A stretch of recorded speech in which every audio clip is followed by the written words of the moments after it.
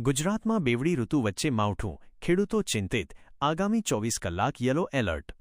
રાજ્યના હવામાનમાં એકાએક નાટ્યાત્મક પલટો આવ્યો છે. વહેલી સવારે ઠંડી અને બપોરે ગરમીના અનુભવ વચ્ચે હવે કમોસમી વરસાદ, માવઠું પડતા વાતાવરણમાં પલટો આવ્યો છે. ખાસ કરીને પંચમહાલ અને દાહોદ પંથકમાં વરસાદી ઝાપટા પડ્યા છે. ક્યાં કેવો વરસાદ પડ્યો? ગોધરા, પંચમહાલ વહેલી સવારે વરસાદી ઝાપટું પડ્યું.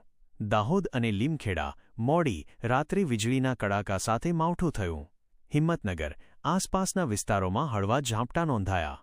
ખેડૂતોની ચિંતા. અચાનક આવેલા આ વરસાદને કારણે ખેતીના પાકને નુકસાન થવાની ભીતિથી જગતનો તાત ચિંતામાં મુકાયો છે.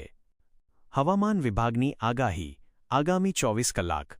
હાલમાં 3 સિસ્ટમ સક્રિય હોવાને કારણે વાતાવરણમાં ફેરફાર જોવા મળી રહ્યો છે. Yellow alert.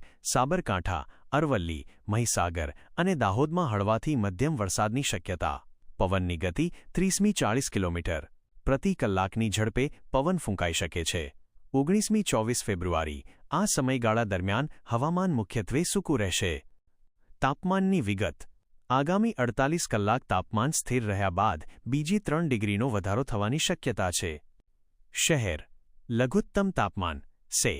અમરેલી બોન પોરબંદર 15.0 સૌથી ઓછું.